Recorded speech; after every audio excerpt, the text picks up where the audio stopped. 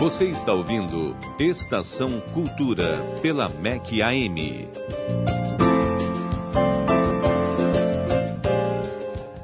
Para muitas pessoas, administrar o próprio dinheiro é um verdadeiro pesadelo. A grana acaba antes do fim do mês, as dívidas vão se acumulando e parece que só um milagre vai ser capaz de dar fim ao sofrimento. Pois é tudo uma questão de educação financeira. Eu vou conversar sobre o assunto com a consultora de finanças, Elaine Toledo. Ela acaba de lançar o livro A Herança, pela editora Alaúde. Elaine, boa tarde. Boa tarde. Tudo bem? Tudo ótimo.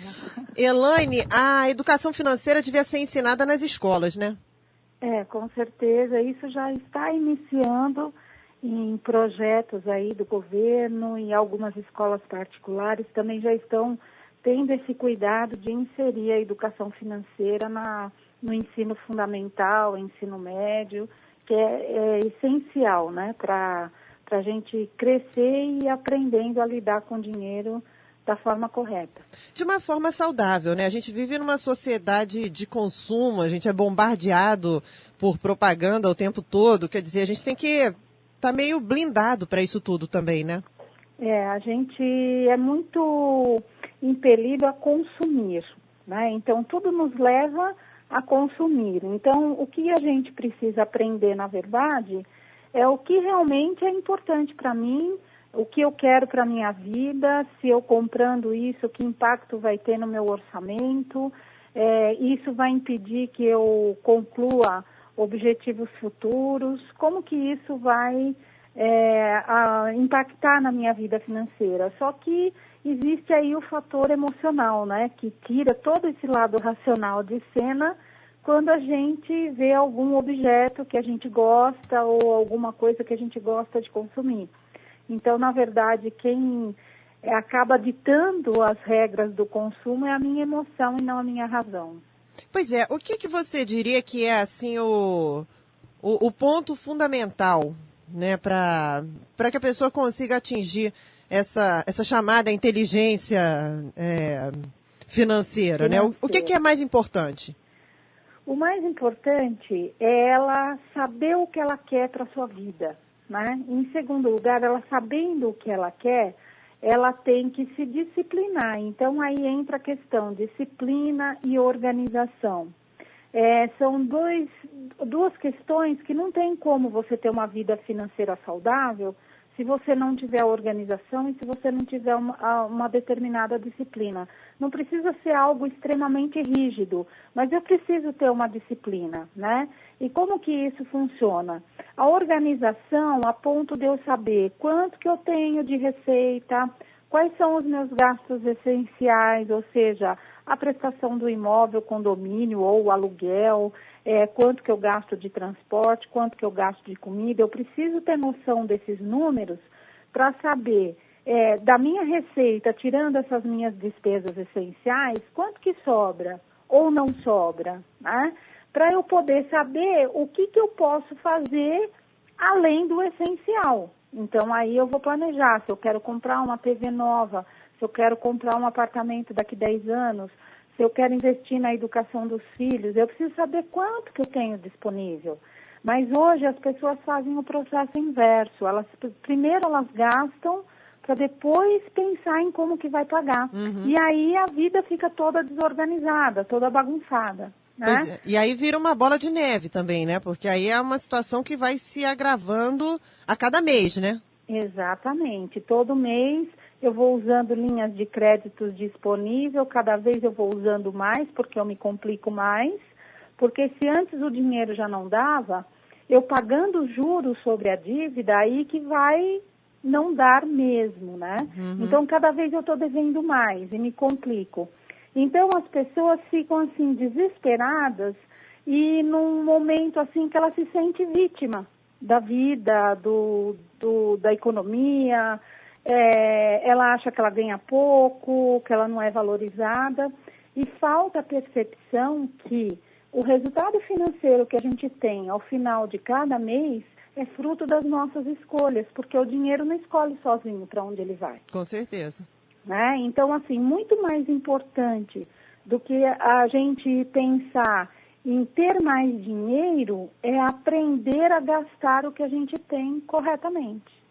Pois é, quando a pessoa chega assim naquele ponto que ela acha que não vai conseguir resolver os problemas, que ela vê que ela não vai conseguir resolver sozinha, qual é o caminho? Ela tem que buscar ajuda de alguma forma. Tem que buscar ajuda, ou em meios públicos, Procon, Serasa, né? Tentar alguma ajuda gratuita, se ela não tem nenhum recurso, ou ela pode procurar um profissional também de consultoria financeira para orientar o caminho que ela deve seguir, como negociar as dívidas, como fazer para sair dessa situação. E é óbvio que isso não é no curto prazo, né? Aquilo que a gente durante anos fez errado não se corrige do dia para a noite. Então, normalmente a pessoa que está no endividamento, ela tem aquela ansiedade de sair dessa situação, porque é desesperadora. Mas ela vai ter que cultivar a paciência de dar um passo de cada vez até ela conseguir sanar todas as dívidas e ter paciência, determinação, disciplina, organização para atingir o objetivo de sair do endividamento. Pois é, você escreveu esse livro, A Herança, levando em consideração, né, isso tudo que você acaba de falar para a gente, mas você escreveu o livro não como um guia, não como um manual, você escreveu uma ficção, é um romance. Isso. Por que essa opção? É para facilitar para as pessoas lerem, né? Porque eu tenho outros 2 livros publicados, né? Que são técnicos. É uma linguagem acessível, mas mesmo assim, às vezes a pessoa tem uma certa dificuldade de pegar aquele livro e ler tudo que precisa ler. O romance, a história, ela conduz a pessoa, né? Então, a história foi escrita de uma forma envolvente para que a pessoa leia do começo ao fim, né? E nesse ler do começo ao fim, ela vai ser levada a diversas reflexões, porque os desafios desses personagens pode ser o meu desafio, o seu desafio, o desafio de qualquer pessoa, né? Então, aqueles personagens são pessoas muito parecidas conosco no dia a dia, com as suas emoções, com as suas crises conjugais, com os seus dilemas pessoais.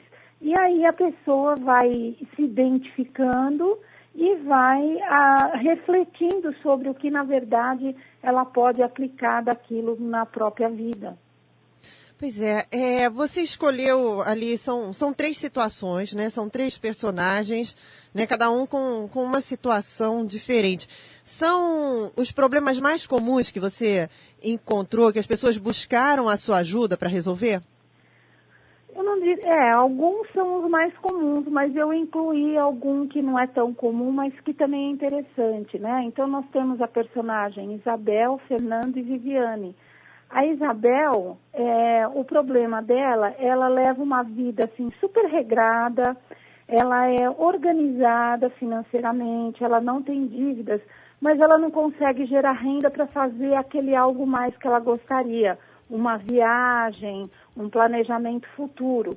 Então, ali vem uma questão que às vezes a pessoa não lê um livro de finanças porque ela fala assim, não, eu não sou endividada, eu não tenho dívidas, isso não serve para mim, eu sou organizada. Mas às vezes falta para essa pessoa aprender a fazer o dinheiro entrar, né?